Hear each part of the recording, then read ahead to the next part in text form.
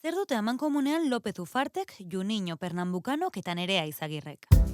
Noski futbola, eta zer lotura du futbolak Heinrich Gustav Magnus fisikariarekin.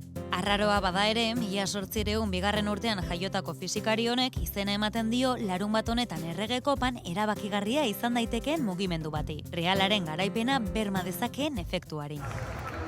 Magnus efektuari buruz ari gara. Fenomeno fisiko bat da, baloiaren ibilbidea kurbatzen duena bere ardatzaren gainean biratzean. Baloiak biratu egiten du, airea arrastatzen du eta presio baxuko gune bat sortzen du alde batean eta altua bestean. Pilota ibilbide kurbatuan bultzatuz. Haizea azkarren doan lekuan presioa txikiagoa da eta baloian noranzkorretara mugitzen da ondorioz. Efektu hori ondo aplikatzeko noski, baloiaren abiadura, jaurtiketaren indarra eta noranzkoa kontuan izan behar ditu jokalariak. Modu horretan soilik egin dezake Roberto Carlosek egindakoa bezalako jaurtiketa. Fisika oinarrian izan da ere, baloiaren noranzkoa ez dago beti argi biratzen hasten denean. Horregatik jartzen gara urdurizaleak. Horregatik sentitzen da emozioa zelaian. Jokalariak bere esena jarraituta baloian on eroriko den aurrikusten duenean eta atera jaurtitzen duenean.